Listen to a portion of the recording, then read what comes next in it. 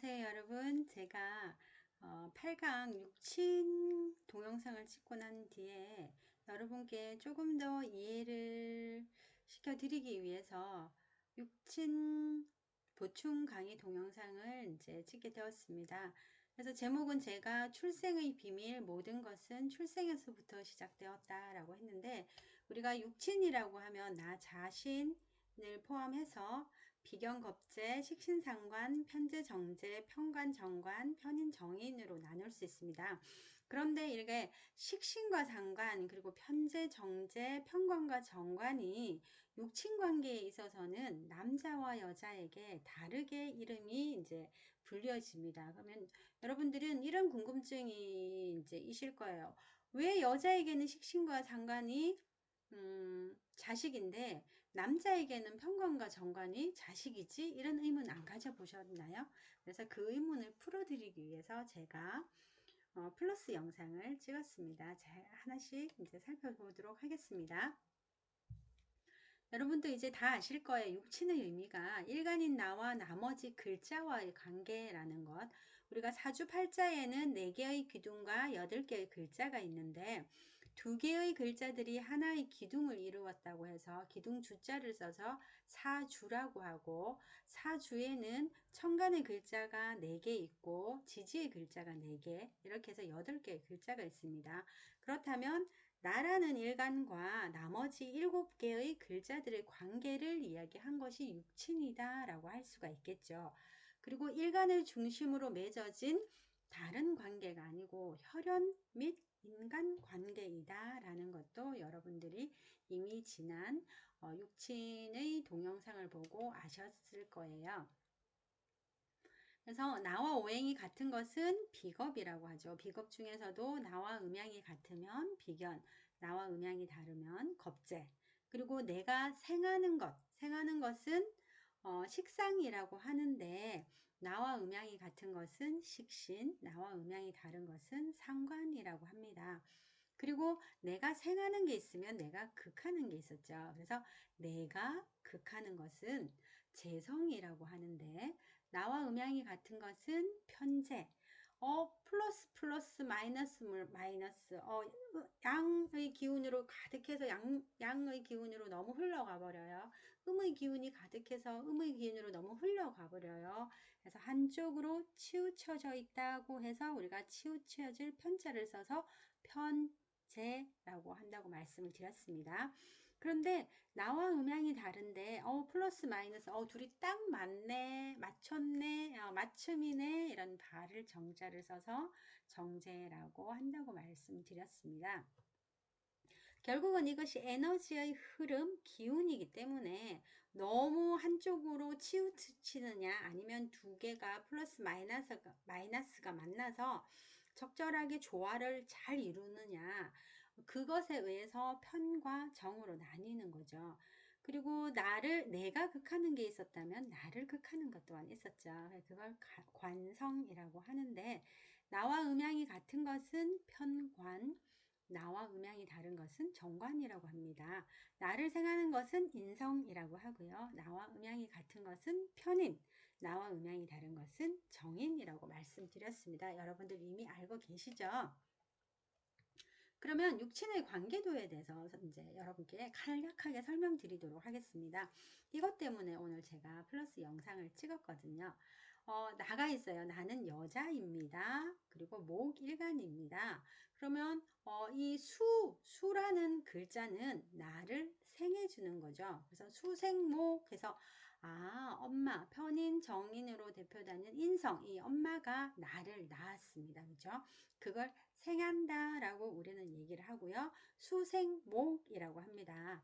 그러면 나를 엄마가 낳았어요. 그래서 내가 무럭무럭 자랐어요. 예쁘고 튼튼하고 씩씩하고 명랑하고 쾌활하고 막 그렇게 자랐어요.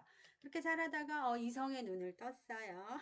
이성의 눈을 뜨고는 연애를 할 수도 있고 결혼을 할 수도 있겠죠. 그래서 이 관이라는 것이 내 남편이 되는 것이죠. 그런데 이 관이라는 애인과 남편, 얘는 나를 어떻게 한다? 극한다 입니다. 이 극한다는 말은 나를 나쁘게 못 살게 하는 것이 아니고 나를 컨트롤한다 라고 생각을 하시면 됩니다. 나를 컨트롤하고 나를 보호한다 라고 생각을 하시면 되고요. 옛날에는 정말 극했었죠. 남편이 아내를 마치 자신의 소유물인 양 그렇게 했었는데 요즘은 그러지 않죠. 그렇게 하면 쫓겨나죠. 그래서 옛날에는 이 극이라는 글자를 정말 통제 그렇게만 해석했다면 요즘은 보호한다, 컨트롤한다, 뭐 제어한다 이렇게 생각을 하시면 되고요. 또 한 가지 더 말씀드리면 내가 나 혼자 있을 때는 이 사람 저 사람 만나고 내가 가고 싶은 곳 어디든지 막 자유롭게 다녔다. 그런데 내가 애인이 생기고 남편이 생기고 나니 내 활동 반경, 내 행동에 제약을 받더라 이렇게 생각을 하셔도 됩니다. 어쨌든 이 남자를 만나서 결혼을 했어요. 근데 이 남편과 나의 관계는 남편이 나를 극한다, 컨트롤한다, 통제한다, 그러면서 나를 보호해준다 라고 할 수 있습니다. 그런데 내가 남편이랑 결혼을 해서 누구를 낳았어요? 내 자식을 낳았죠. 그죠? 음. 내 자식은 식신과 상관이죠. 목생화해서 나는 끊임없이 자식 뒷바라지를 해야 되죠. 그죠? 그래서 엄마가 나를 낳고 내가 성인이 되든 뭐 청소년기가 되든 요즘은 유치원생들도 남자친구가 있다고 하더라고요. 어쨌든 그렇게 해서 연애를 하건 나중에 성인이 되어서는 결혼을 하건 이 결혼을 해서 자식을 낳았죠. 그렇다면 엄마는 나를 놓고 나는 내 자식을 낳았는데 이 남편은 누가 낳았을까요? 남편은 바로 어, 재성 시어머니가 낳으신 거죠. 그래서 왜 재성이 나한테는 시어머니예요 라고 한다면 남편을 낳았기 때문에 이 목일간을 기준으로 해서는 토생금 했기 때문에 남편을 낳은 사람이 이 재성이란 말이에요. 그럼 남편을 낳은 사람은 시어머니인 거죠. 그래서 이 시어머니가 재성이 됩니다. 그렇다면 아버지는 왜 재성이라고 그래요? 그러면 이 나한테는 이 엄마예요. 나를 생해주는 것이 엄마인데 엄마를 극하는 사람이 엄마의 남편이겠죠. 바로 이 엄마를 극하는 게 토극수. 수는 토가 극을 하죠. 그래서 우리 엄마를 극하는 것이 토이다, 아버지이다, 이렇게 이제 되는 거예요. 그래서, 내 남편을 낳았기 때문에 이 재성은 시어머니가 되고, 그리고 이 재성은 나를 낳은 엄마를 극하기 때문에 아버지가 되는 것입니다. 그런데 나는 이 재성을 극하려는 에너지를 가지고 있거든요. 그래서 남편이 나를 극하고 내가 누구를 극한다? 시어머니를 극한다. 그래서 고부 사이에 갈등이 생긴다라고 할 수 있는 거죠. 원래는 이 에너지의 기운이 이렇게 극의 에너지로 흐르기 때문에 사이가 그렇게 좋지만은 않은 것 같아요. 그런데 이제 에너지 우리는 흐름을 바꿔서 적당히 좋은 사이로 지내면 좋겠죠. 그죠? 그래서 이 관계 엄마가 나를 놓고 내가 어떤 남자랑 연애를 하고 결혼을 해서 낳은 관계가 내 자식이다. 그리고 내 남편을 낳은 사람이 이 재성이기 때문에 나에게는 시어머니가 된다. 그리고 이 토는, 이 재성은 나의 엄마 인성을 극하기 때문에 얘는 나에게 아버지가 된다라고 이렇게 이해를 하시면 되겠습니다. 이러면 여자인 나의 관점에서 이렇게 할 수 있고요. 남자의 관점에서 한번 또 살펴보도록 하겠습니다. 남자도 엄마가 나왔죠. 그죠? 그래서 목일간의 남자라고 생각을 하시고 엄마 수생목해서 엄마가 나를 낳았어요. 그쵸?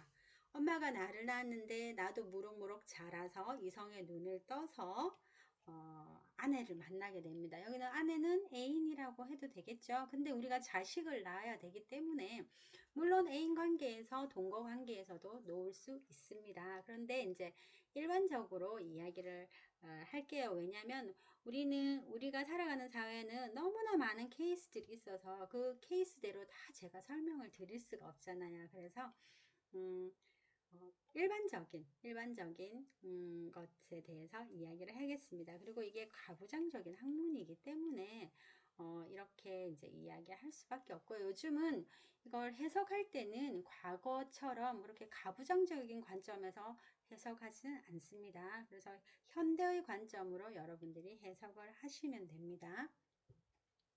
그래서 이 아내가 될 수도 있고, 뭐 애인이 될 수도 있고, 그리고 배우자가 될 수도 있죠. 그죠? 남자와 여자가 안 만날 수도 있으니까 요즘은. 그래서 배우자라고도 이야기를 합니다. 어쨌든, 그래서 이제 이 아내가 놓은 사람이 토생금이죠.